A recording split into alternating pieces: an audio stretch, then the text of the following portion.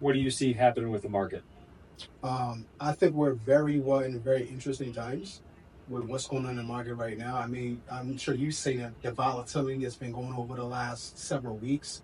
Um, a lot of people panicking that I do much very well know, because if you don't have control over your money, there's a reason to panic.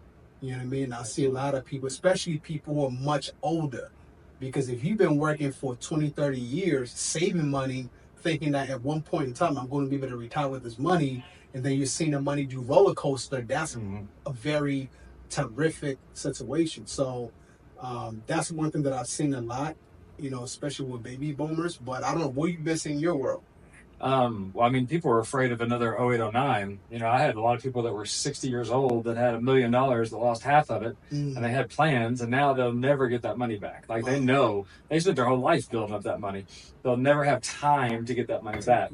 So I'm seeing more people, and I also see more underwriting taking forever to issue cases nowadays, it seems like. And I think a lot is because of the influx of the market, where people are trying to get away from volatility. They're trying to get away from losing money. Right. They're trying to get away from paying massive fees to companies to manage their accounts. And especially if they're at that retiree, let's say, or pre-retiree age, if you're 60 years old, you should be focusing on how to hold on to your money and not lose it. Exactly. How to protect it. Yeah, we were about to say protect it. That's what I see. Is I think their worry is, I'm going to run out of money, or I'm going to lose money, and it's going to affect my entire retirement. Yeah, and those are the two things that I'll say that people can't afford, especially once you're close to retirement. I had a client the other day, potential client. We've already gone through the whole deal, how to protect her money. A couple of days later, she came back that she spoke to a financial advisor that, she shouldn't touch the money where it's at. Now, I don't argue with folks, but I know if your livelihood is tied to managing somebody's money, obviously you're going to advise them not to touch the money. But I'm thinking to myself, that's not a smart financial move, at least in my opinion, because we're still at the early phase of these tariffs. In the next couple of months, we're going to start to see situations where price of everything start to go up, which obviously is still going to play a huge role by impacting the market as well. So I just feel like a lot of people need to be educated as to what their other options are under these circumstances. You know what I mean? Of course. I see a lot of them that are wanting to, when I say protect money, they also want to know how to grow their money if possible. And then they also want to know how can they use their money, because most of the accounts I deal with are like a typical 401k or a TSP, a Roth or something. And a lot of people don't know what to do with the money. Like, I found one the other day that had about $750,000 in his account. And he was like, well, I don't know what to do with these. Like, I see my statements, and that just keeps going down. It keeps going down. So it's because you're not putting money in it. You're retired. You're not putting money in. They're not putting money in. No one's putting money in. So when the market's down, not only are you losing from that, but you're losing to fees, right? Like 1% fee over a 35-year period is almost huge. 20, 30%, of your money that they're taking. People don't understand there's compound interest on the fee. Like, we use compound interest to gain money. They're charging you compound interest. So whenever, I won't mention names, but when your company is charging you 1%, they're really taking almost 30% of your money. That's crazy. So people are pulling money out of those things. They're putting them into something like a fixed index annuity where they're guaranteed not to lose.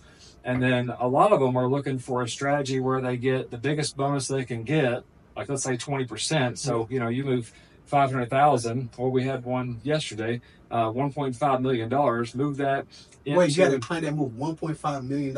Right. Wow. So it took $1.5 million that was just chilling in the bank account, which is losing purchasing power. Exactly. Because you're getting like 0.01, 0.03%. Inflation's much higher. Exactly. Right. Yep. So your value of your dollar is shrinking every day. What you could have bought with that money, just think if you had a $1.5 million 20 years ago. Like, you're stupid rich, right? Exactly. Today, 1.5, you're like, right. Not as much money. Exactly. So you're losing value by having your money just sitting in the bank. Well, I educated the guy that the bank is simply using our money to buy life insurance. We know that to be a fact. There's an FDIC report that shows every bank and how much they own. Yep. So he said, I don't think my bank does that. I said, what's the name of your bank? When he told me, I pulled it up right there on the Zoom on the screen. I said, your bank owns $384 million of life insurance. I was like, Interesting. Good Lord. So here's what they're doing with it. They're earning about 10% in BOLI, Bank on Life Insurance, and then they're giving you back 0.01 and saying, thanks for loaning us all your money. So what we did was we set up the $1.5 million for the fixed index annuity, gave him a 20% bonus, which is $300,000. Wow. So that's instant, by the way. That's immediate. Not all companies are a real cash bonus, obviously, but the one we used is, so he has $1.8 million in his account now. The way we set it up, he doesn't need to access the money, but it would be nice in a pinch to have access to something. He's healthy, but he has some goals. He's like, I want to do this, I want to do that. And I said, well, you have access to withdraw 10% the next day, which is about 180 grand. So I was like, well, you can do all these things, all these aspirations you have of starting this business at 65. I said, but when you were my age, when you were 46, what was your goal for retirement? And he was like, well, I kind of want to sip a Mai Tai on the beach and kick back. And I said, well, what I'm going to show you is going to give you the ability to have access to your money without losing, to where you can still build these projects that you have. But if at any point it just hits you, you know what, man, I'm 70 years old. I need to be on a beach right now. You have enough money that you could just live off this money and stay on the beach. While your other money's still growing. Yeah, and your money's growing the whole time. And I think it's interesting, Shannon, where a lot of people don't understand that there are different financial vehicles that you can leverage to actually grow your money without being exposed to the to market volatility. And unfortunately, because, we know that 401k was specially designed to do what it's doing now. And a lot of people are ignorant that that's not the only option to have retirement income. So I feel like the more people are educated on how some of these products work, the more people are able to realize that they don't have to be exposed to the ups and downs of the market. You know what I mean? Sure. So pretty interesting stuff. Now, I know a couple of other stuff that you do as well is not only do you help protect retirement, but you do two strategies in one, where you're able to help them grow their money in the fixed index annuity. Talk about the other aspect and how that works. With infinite banking? Yeah. So with infinite banking, depending on their goal, how they want to use the money, when they want to use the money, their age, their state, their contribution amount, all that depends on what I'm going to do for the infinite bank. An infinite bank can be used with an IUL. To me, an infinite bank is more of a participating whole life. Gotcha. Because a participating whole life has a level cost of insurance. It never goes up. It doesn't have any fees at all. So when you put money in that, it just sits there and it earns interest. Now, we can't guarantee people anything, obviously, except the 4%. So when you buy any whole life, you get the 4%. Yep. Well, if you're using just your typical, mutual, trans, whole life policies, or just about any company, you're going to get that 4%. But then when that company does well at the end of the year, they have a dividend. That's extra profit they made, just, for lack of better explanation here. They made too much money. They got to pay that out to somebody. So if it's a stock-owned company, they're going to pay that to the stockholders. So I could have a policy with the company and earn 4%. You could earn the 6% dividend just by having stock with that insurance company. So if you pick a mutual company, you get both because they're not publicly traded. Right. So now I get the 4% and I get the 6%. So that's now 10%. 10%, but we can't guarantee that. Of course, yeah. So I can say 4% is guaranteed, but to work with me, the carriers that we use have to be in business for 100 years or more, and they have to have never missed a dividend payment. So in 100 years, we've had a lot going on. Right? We've had World War, we've had the Great Depression, series of recessions, lots of them. So the companies like the companies that I like, for example, I've got one that's been in business 151 years, and their average dividend is 5.9%. If your dividend averages 151 years, you've not missed one. If it averages 5.9%, you're going to get that plus the 4. You're going to get 10% unless Jesus comes back tomorrow. And if he comes back, listen, I'm good. I don't need a plan. I got a plan. My plans take care of. Right, exactly. I don't need life insurance in heaven. Right, that's good. So who do you like? Who is this type of solution good for? Anybody that wants to protect their money and wants to access their money, even business owners. We have people that do, for example, restaurants. If it takes $20,000 to run your restaurant, let's just say in buying fish at your catfish restaurant, you're making this up on the fly here, but see, you got to buy catfish. I'm sure there's a lot of other costs, but you buy $20,000 of catfish, that's $20,000 a month. That's $240,000 a year. So instead, what you can do is you can take that money, put it into an infinite bank where it's going to sit there and just earn 10%. which your money's not doing right now anyway, right? And then you can loan yourself $20,000 out of your cash value from within your policy. That money doesn't come out of your account. Your money continuously earns interest, right? So that money really comes from where? Insurance company. The insurance company. So they're loaning other people's money. I'm using OPM. My man, yes, OPM. That's love. That's love. So I use that $20,000 to go buy the fish, cook the fish, sell the fish, make a profit, and then pay off the loan where they earn interest, yes, but I also earn interest because I am the bank now. Yep. So if they earn, let's say 4.5%, I might earn 5 or 6% over here. Everybody's making some interest. We're happy. Then next month I just loan myself the exact same $20,000 to go buy more fish. So since that money never came out of my account, and since that loan technically came from the insurance carrier, I technically never spent any money on fish that year. Right. So instead of $240,000, my fish cost was zero.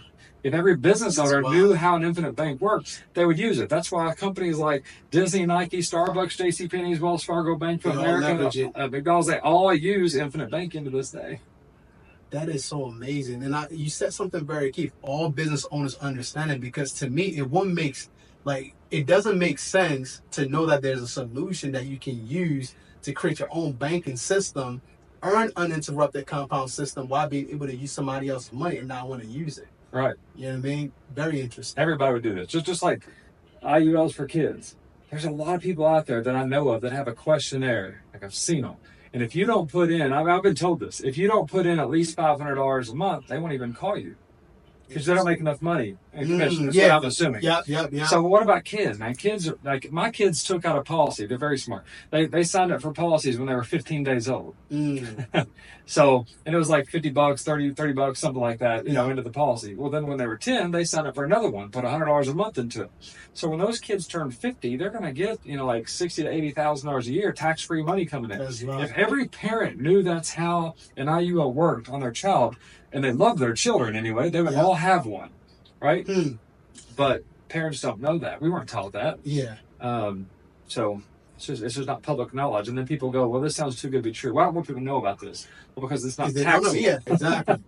Exactly. It's not any benefit. It's not beneficial to the government. Yeah. You know what I mean? From a tax standpoint. Now, ironically, the government, they're the one who actually created a tax code that support these different instruments that people use, but they don't push it as much as they do other products. Yeah. You know what I mean? The school systems, right? Like, I'm not a government conspiracy theorist or anything like that. It's not like Mel Gibson in the movie. I'm not looking over my shoulder all the time. But if you think about it, like, I'm not a teacher, but I'm pretty sure I know who approves the curriculum for what the teachers teach. It's not the school board. Right. It's the federal government. Right? They ultimately have control over what goes on in the school and what they're taught. Other countries, they teach basic finances. Middle school, high school. You want to know why people in France and Italy, the police officers drive BMWs, What do we have? We have Chevy and Ford, and, nothing wrong with that. I'm just saying, like, they're driving like these, what we would call fancy cars. Yeah. Well, they know more about money. They teach more about money. Our country doesn't do a good job of educating our children about money. We have to do that. You do a good job of doing that. I see your kids teaching it on your TikTok. So I know you teach that. My kids know about it. So they're already looking. Like, I got one that's 16, just got his license, just got his first car, and he's already going, so what do you do?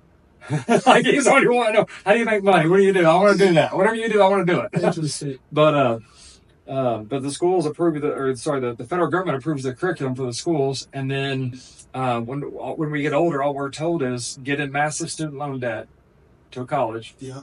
And then when you graduate, get you a good job with a 401k that guarantees us a 35-year paycheck. We appreciate that. And if you try touching it too soon, we're going to take an extra 10%. It's wild.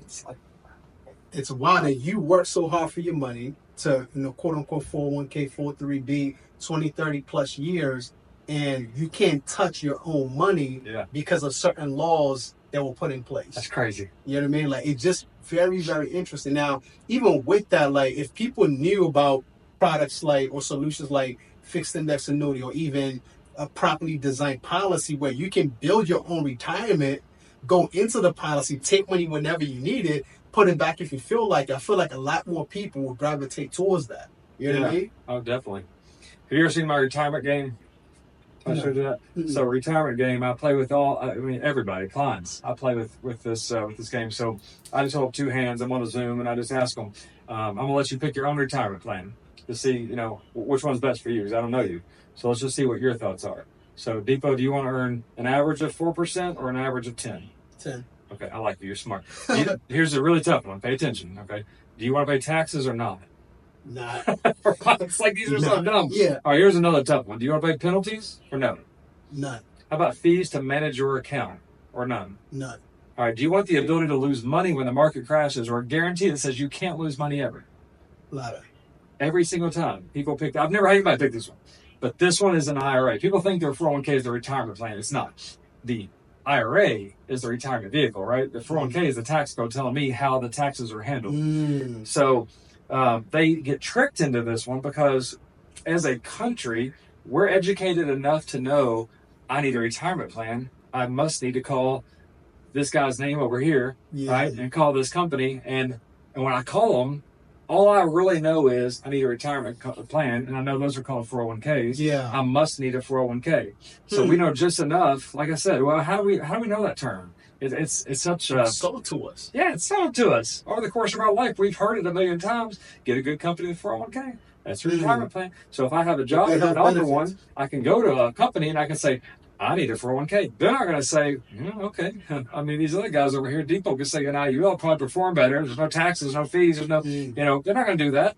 It's like going to Best Buy and saying, I need a big screen TV. And they go, this one's $8,000. But Walmart's got it for $2,000. Like, they're not going to do that. Exactly. They're going to sell you what they have. So they're going to sell you what you came in asking for. But if you knew how this other account worked, you'd pick option B every time. Do you feel like there are enough people talking about option B than they are option A? Only us online, people like us that do stuff like this, TikTok and YouTube and Facebook, all that. Sure. But you're not going to see, you don't see schools teaching this. It's not on mainstream. Exactly. People don't talk about it. So what's your favorite strategy? Let me ask you that. Like if I come to you and I say I'm 46 years old, let's just say I've got a couple $100,000 in an old TSP from when I was in the military.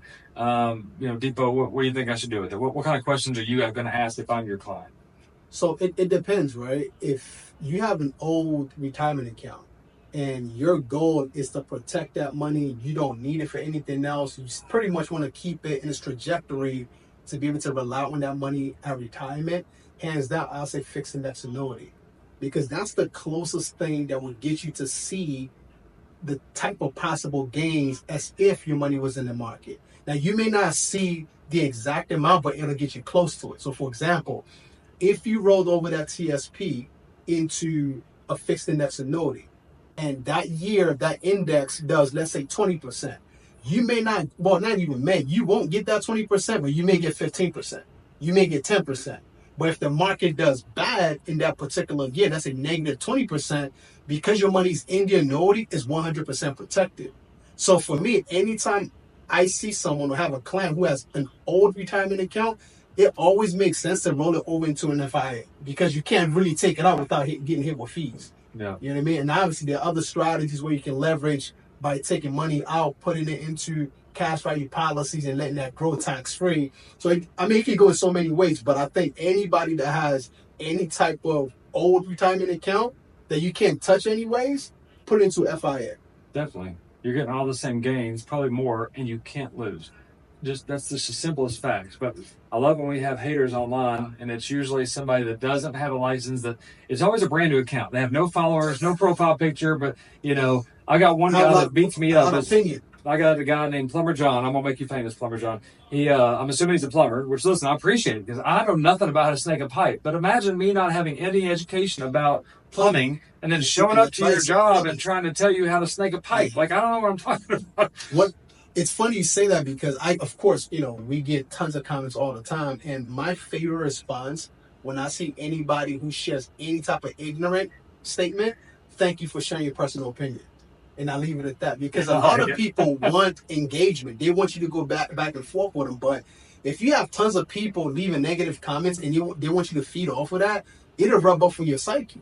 So for me, I always realize, I feel like everybody's entitled to their personal opinion. Yeah. I can't argue with your opinion, because that's your personal belief. So once I respond with that, it keeps me neutral and not to really become confrontational for you sharing what you believe. Yeah. That's where you have a better mindset than me. See, I got some Irish in me, so I naturally just want to fight and tell them how wrong they are, you know. Yeah. But also the engagement. Like if we start a whole battle back and forth, like every time they comment, all they're doing is boosting my views. Yeah, well, exactly. So I'm like, thanks for the conversation. True. Even if I can't convince them, but it's like I feel like I have an obligation or a mission to teach those people how wrong they are, you know. And sometimes I can, sometimes I had one guy that we actually did this. He made a video about me, took my video, posted on his account, and just bashed me. And he kept on, he kept commenting on all my stuff. No. Okay. No, not licensed. Wow. Yeah. And so he kept on commenting on all my videos. Finally, I said, look, how about this? Let's get in a Zoom. And I'll show you how I structure these IULs. Because you keep telling people that I don't structure them right. I structure them just so I make money. I make a fortune. I load them full of fees. I use low caps. Like, I haven't even used a cap. Like, what? You know, like he's telling me all the things that he thinks that he assumes that I do that are not true. I said, let's do this. Let's get on Zoom. I'm going to share my screen, let you watch. Right. And I'm going to show you exactly how I structure these. And you go ahead and bash me and tell me when I'm wrong. At the end of it, and we said we're going to post whatever the results are. So whether it ends up that like I win the battle or you win the battle, we're going to post that. And at the end, he was like, I was very wrong about how IULs work. Wait, he actually came on Zoom? Oh, he came on. Oh, wow. Yeah, we recorded it. He's never commented on any of my negatively. He's never commented on any of my stuff before. Yeah. Because I showed him. I'm like, look, he's like, yeah, what about these fees? I said, so people that talk about the fees. Now, if the agent doesn't know what they're doing and sets it up wrong, yes, it could be detrimental, obviously. But if you know what you're doing, I look at the fees to see if it's a good setup for somebody. So in that scenario, when the client was 65 years old, I said, now look at this. I'm going to scare you for a second. The fees that year are $12,000 on this policy. That's a lot. He goes, exactly. That's what I'm trying to show people. I said, now let me show you this. The column next to that says interest earned, $88,000. Is there anybody out there that's dumb enough to not give me 12 grand if I was going to give him back 88 grand? Right. He goes, well, I didn't know how much you got back. I was like, yeah, that's what I'm saying. The money is growing. Like, it's funny because, and somebody once said to Shannon, there is no financial product out there that helps you gain money that doesn't have some level of fees that accompanies it. Sure. You know what I mean? So somehow people think that you paying fees is a bad thing. Your 401k has fees. Oh, hidden fees that you'd have never thought about. 403b, TSP, they all have fees. You know what I mean? So, but when you understand, you know, the output of the financial instrument, that's really what matters at the end of the day. You know what I mean? Because even your 401k, outside of the fees, when you get the retirement, you still got to pay taxes on that money. Right. You see what I mean? So I feel like a lot of people are not well educated enough to even talk about some of these products, but because, of course, online, anybody can share their opinion, which, you know, unfortunately, when somebody shares a negative comment, it goes more viral than someone who's actually sharing the truth. You know what I mean? Right. Well, those opinions also come from poor experiences, and that poor experience could have become because you had a bad agent that just was new, maybe not trained, or maybe they were just a little shady. You know, there's shady apples in every bunch. There's always bad apples in every company I worked at. You know, we might have 20, 30,000 agents here with this IMO, and they're not all on the straight and narrow, sadly. Absolutely. I see them all the time posting content. I can tell they're, you know, I know some of them I know. I know they're good people. I know they're good at heart. So I know, okay, they're a little uneducated on that specific sentence there. Let me help them. So like I'll text them like, hey, you know, that video you made, technically that was incorrect. You shouldn't say that. But some of them do it on purpose because they know how to tweak the numbers. They know how to triple their commission. And so whenever I get people on a Zoom, I say, all right, the reason I wanted you on a Zoom is so you can see what I'm doing. And I'm going to show you the dirty tricks. Because I assume we met on TikTok, Facebook, but I'm assuming I'm not the only person you talk to. So I said, the next person you talk to, I want you to do this. Ask them if you can watch while they structure your case and watch them squirm. I had a lady call me back last week. She goes, hey, I did that thing. I asked them, hey, can I watch while you structure my case? And they're like, you know, they wouldn't let her see. Turns out they didn't know what they were doing. They were going to have to get their manager to run the case for them. And I was like, it's fine. If that's legit, they're just new. Listen, I was new once. All right, I had to have help. So that's cool. I said, and then I taught them, here's what you look for. Like the first thing I look for, if I look at somebody else's design and you told me that you want cash growth, I'm looking at the face value. See if it's an even number or an odd number. That's my biggest giveaway. If it's even, you put the numbers in there. Yeah, if it's even, you type it. Right. And then cash value. Does it say 0 in the first year, or does it have, you know, $1,000 or whatever, right? The death benefit, is it the same for 20 years or does it increase? So like we know what to look for, Right. but people wouldn't know that. And if I didn't tell you the difference, You would have never known. you never known. I'd have tripled my commission. You wouldn't have a clue. I'd have told you, all right, Dipo, you're going to get $48,000 a year, tax free, for the rest of your life. You'd be like, all right, cool. Now, had I ran it the right way, you might have gotten more like, instead of 48, maybe you got 60. Maybe you got 50. Maybe you got something more. But I like to sleep at night. Yeah. So it's funny you said that too, Shannon, because I don't know how, especially as licensed financial professionals, you can do something knowing that's hurting the client who is ignorant about what you're trying to offer them. You know what I mean? That's why it's always good to get somebody else to look at it a second eye to make sure that, it's properly structured. Funny enough, I had a client today, like we do other types of businesses. He has a VUL, right? Yeah. He's in New York with New York Life. And I said, well, let me take a look at your policy. I looked at it, just being a genuine agent, I'm like, yo, this is actually a well-designed policy. You know what I mean? Now, VUL, we know that it's invested in the market. There's a lot of exposure. But at the end of the day, it is a well-designed policy that wasn't, overly sold with high death benefit and low cash value. So I'm like, yo, if you're okay with your money being in the market, right, it's cool. The policy is great. But if you're not okay with you being exposed to the market, then you want to consider IUL. I was like, but personally, I will keep it the way it is without making any changes. But and the point is, it's always good to get somebody else to look at what you're doing, so that way you don't think that this person, they have your best interest, not knowing that they've just done a couple of things to favor their their pockets. So yep. Well, there's the one thing I love is whenever I have somebody come to me and they'll say, I want your help. I'm losing money in my whatever kind of account. I look at it and they go, this is really good. I really like this. And I'm not the pushy type. I just say, in fact, I'm horrible at follow-up. I have so many new people to talk to every day. I just forget. I mean, I'm sometimes I don't get done until 8, 9 o'clock at night, and by that time I'm just ready to eat and go to bed. Like I don't have time to review my notes and go back through what I did yesterday, the day before. So I end up losing people that way, and I know that. But I tell people up front, listen, I'm not the pushy, typical salesy type person. I'm not going to call you every day like this is a used car and you better get it before somebody buys it, or we're going to run out of policies. It's not like that. So I tell them, look, I'm going to send you a recap email that shows everything we talked about today. If it makes sense, if it's for you, first I tell them write down every question you have. We're going to have another meeting. I'm going to answer all those questions. If at that point you're ready, I'm going to take your application. Here's what that process looks like. If you're not ready, then that's fine. Like I've had people come back to me 6 months later that were like, hey, I wasn't ready then, I'm ready now.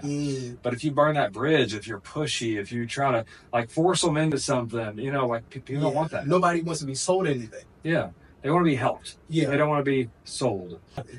So I tell them before they take any financial advice, I always tell them to ask the 3 questions.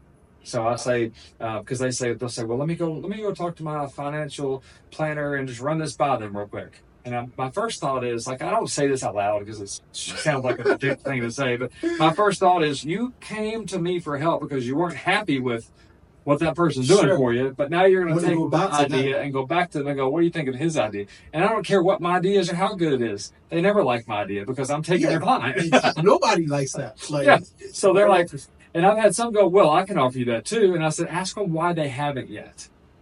Like why they waited 20 years, You're 50 years old and you're concerned with losing money and they can offer you an FIA. Why haven't they? Right? But the 3 questions are, 1, can you guarantee that I'll never lose any more money in my account? Yes or no? And I love that question because I have so many people that I've sat with on the other side of the fence, right? That are the plan administrator of their they sold them their 401k or whatever. Yep. And they're like, well, she had a pinch now because the market's, and I'm like, no. I like you. This is yes or no. Can you guarantee that I'll never lose any more money? Yes or no? And they go, no.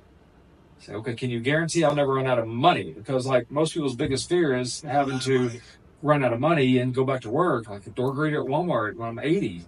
I don't want to do that. That's not my retirement goal. Right. So that's a necessity. I see that situation all the time, and I feel bad. I'm thinking, who did your financial plan? Who put you in this position? What happened? Maybe it was unavoidable, but most cases it probably wasn't. Yeah. So can you guarantee I'll never run out of money? And the last one is, can you guarantee that you'll never charge me any fees to manage my account? Man, those are triple no's. I could say that right now. Yeah, and we can triple yes that all day long. So I'm like, If they say no on all three, come back and see me because I guarantee all three. It's so, it's, man, you dropping real nuggets right there. Because to me, it's like, why don't people see this? Why don't people see this, that there's a better way for you to actually watch your money grow consistently without you ever losing money? Mm-hmm. But it doesn't make sense because we've never been taught that. Like you said before, the norm is you start a job, the first thing they offer you is 401k. Some companies sign you up automatically, don't even ask exactly. You know what I mean? And then you get told you get the match. Some companies are no longer matching it. Did you know that? Well, most companies never match in the first place. Right. Have you seen that? Nah. No? The whole Ted Benda thing, when he came forward and said, to summarize it, the 401k is a scam. Is ultimately he came forward on Yahoo Finance Live with Adam Shapiro and basically said the fees are astronomical. He explained the fees. He blew that out of the water. The match isn't real. Wow. Basically said that, it said the Center for Retirement Research did a study based off tax data and found that for every $1 an employer contributes to your account in a match, what they actually do is pay 90 cents less salary if you're a man and 99 cents less if you're a woman. So now we're back to gender inequality somehow. Wow. We're going to go burn bras. Technically, is the money they should have paid you in the first place, right? And quote unquote matching. Yeah. So what if I didn't take the 401k and they paid me less money because I didn't, because they anticipate me putting that in, yeah. So that's just very interesting. It's a weird sounding system all around. But, and that goes back to, I think I was talking to somebody about this earlier, like the system in the United States is designed to help the rich. Oh, yeah. Right? It's designed to help people who are also financially literate because the more you know better, the more you do better. If you take the traditional route to building wealth, quote unquote, building wealth in this country, it's not going to work out too well for you. Mm-hmm. You know what I mean? Very few people can single-handedly say that, well, I worked 30 to 40 years and I can depend on my 401k, my, pension, whatever the case may be, because you have to start doing something in addition to the traditional stuff in order for you to make it in this country. Would you agree? Oh, definitely. Have you seen Teresa Gillarducci? You know who she is? No. I can't remember she teaches. She's been at like 3 prestigious schools, but Harvard or one of those, right? Okay. UCLA, something. But she's a securities expert. And she started going around doing some kind of like a podcast, and they're airing these on local news and stuff. Mm. But she's interviewing retired couples. She interviewed one the other day. They were in their 70s. They were getting up at 5 a.m. They were making their peanut butter and jelly sandwiches. Saw the video. Did you see that? Yes. Yeah. Putting it in bags and stuff. And she said, so what are you doing? And they said, 5 a.m. we're getting up, and he's going to his job making like $12 or $14 an hour to unload crates at the dock or something. Yeah. And the wife was a legal secretary, and she's getting up. So anyway, she asked the lady, she said, well, so this retirement system you're in, what do you call it? And the lady goes, I call it working every day. Mm. And so she calls it the work, retire, repeat syndrome, because the average American with a 401k retires with only $100,000 in there. What they realize is, okay, I'm ready to retire, I got $100,000. Well, half a year later, I'm not out of money. Because you really don't have 100 because you haven't even paid taxes on that money yet. Yeah, and that's another thing we get a whole can of worms on is the taxes. I'm not a tax advisor by any means, but I understand how that works. And when you defer to, let's break this down for a second. The government says you're going to come out ahead by deferring your taxes. The only way you would come out ahead by deferring your taxes is if the tax rate went down. Mm. So is the government trying to tell me the taxes are going to go down? Because if the tax rate is the same now or later, then it doesn't matter when I pay it. It's the same money. But the likelihood of it going higher is very... So I ask every client, I'm like, so do you think taxes go up or down? And they go, up. Taxes always go up. Exactly. Which means you're sitting on a tax time bomb. Because let's think about this. People say, well, I'll be in a lower tax bracket when I retire. Yeah, okay, depends. Because when did you make more money? When you were 16? Or how old are you now? 30? 32? 39. 39? You look good for 39. I was thinking 30. I gave you 9 years. But, when did you make more money? Now or when you were a teenager? No. All right, so you're in a higher tax bracket now or when you were a teenager? Very true. So if you took your 401k out now and you're in a higher tax bracket, you're going to pay more taxes on that. But to sum it up, at the end of that article, I loved it. Teresa Gillarducci went on record and said, we've tried the 401k experiment for 40 years and pronounced it a failure. that's the best way you can conclude. Yeah, and Ted Benna, the father, I call him the inventor, but the father of the 401k, he went on record and he said that he wished he could blow it up and start over, and he now is putting most of his money into a 501k. Well, he meant a slang term for life insurance retirement planning, LIRP. Yeah, or laser, right? Liquid assets, safely earning return. Doug Andrew. Thanks for that, Doug. That's a great one. But even Doug Andrew has a good video. 300% more benefits than a Roth IRA. He's talking about an IUL. But whenever I say something about those videos, and you go look at his, he has haters too. People bash him all the time. Like he's the pioneer of the IUL industry, really. Yeah. He brought a lot to the table and in education. And people that don't understand how it works are still hating on it. That's where solely relying on social media for information is very dangerous. Because you have people who are completely financially illiterate coming on giving financial advice. Yeah. You also have people who specialize in one type of financial product and feel like that's the only product that anybody or everybody should be investing in. Yeah. So you may see people who talk about mutual fund.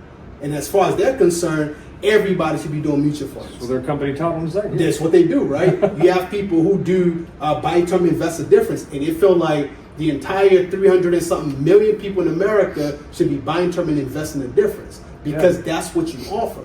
But when you're coming from a broader standpoint, because you have vast of knowledge, you're able to say, yo, Shannon, based on your situation, I think you should buy term and invest a difference, right? You may see somebody else, you say, you know what, based on your situation, I think mutual funds is perfect solution for you. And some people who may be like, yo, 7-figure earners, hey, listen, you might want to consider infinite banking because you can do X, Y, and Z.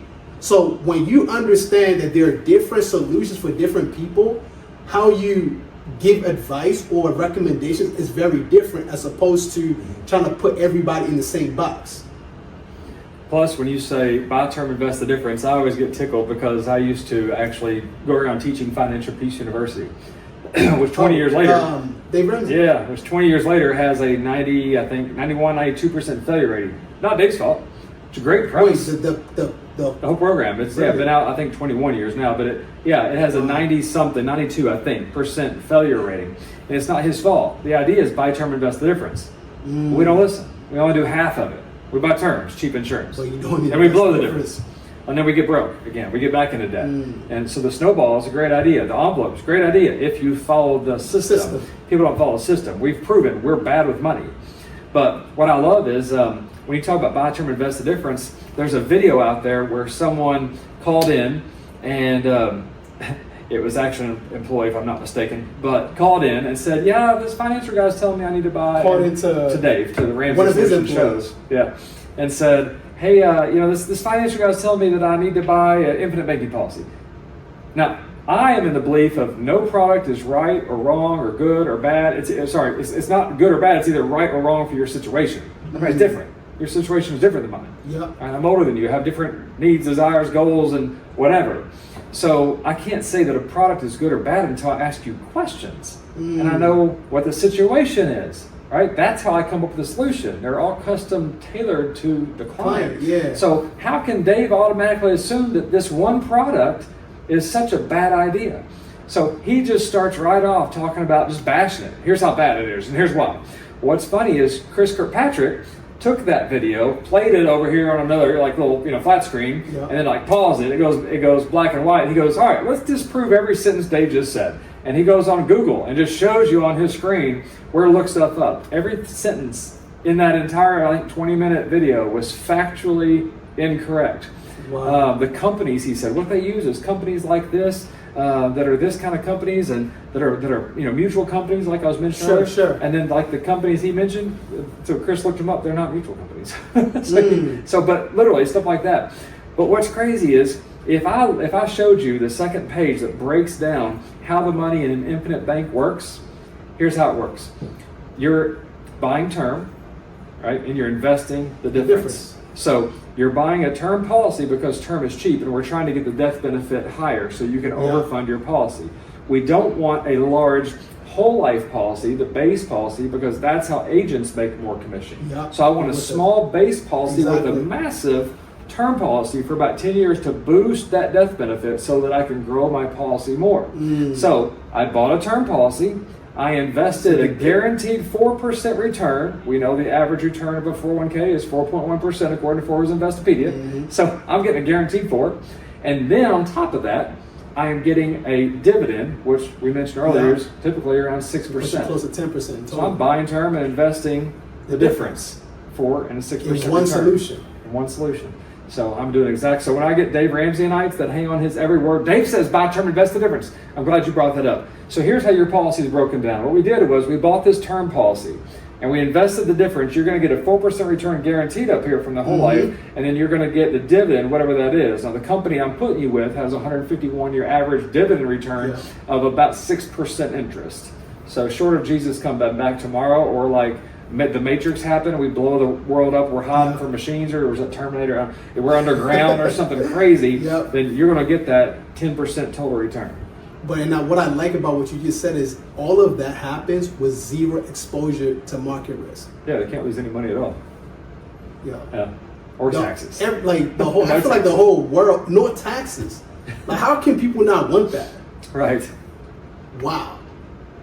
Yeah, and then we can get even deeper, like using it on businesses or using IULs for key man insurance policies and golden handcuffs. I mean, there's so much you can do with them that people don't know. If you're a business owner, obviously we're not, CPAs, but if you're a business owner and you understand the power of, Section 162 Executive Bonus Plan, yes, you can use that to literally, your business pays for the policy. Right, you get the death benefit, you get the cash value, and that premium that you pay for the policy is a tax write-off. Yeah, that's exactly what they did with Michigan, Jim Harbaugh. Yeah, exactly. Yeah. So it's so much stuff you can do with it. Like I like what you said earlier. It's not a one-size-fits-all. Once you understand what the client's needs are, then you're able to give that recommendation as to what tailored structure you can give to them to accomplish that goal. Yeah. There's the Forbes article on my website that I saved from the Jim Harbaugh thing. I'm not a sports nut. I mean, I knew his name, didn't know what team he coached for. Yeah. I don't follow sports. I'm sorry. But I do know that he was with Michigan and he went to the Broncos, if I'm not mistaken, because he won the national championship. I know nothing about sports. So, but they basically said, okay, we're going to pay you this salary. And if I'm not mistaken, it was barely less than Nick Saban. Nick Saban historically has always been the highest paid football coach. And so they said, we're going to give you just a little bit less than Nick, but we're going to give you a $2 million bonus. And the way this is going to work is the option is we're going to put that $2 million into something called an IUL. And that IUL, we own it, right? So if you die, I mean, we own the policy, we're paying the ball, we're putting your $2 million a year in for 6 years, that's $12 million going into an IUL. And then when you retire, they use it as golden handcuffs. If you stay with Michigan and don't leave, right, then we're going to give you the keys to this retirement vehicle, and it's going to give you a $1.4 million tax-free annual income for the rest of your life. Son, you can't beat that. Which made him the highest paid football coach in history today. That's how he became the highest coach.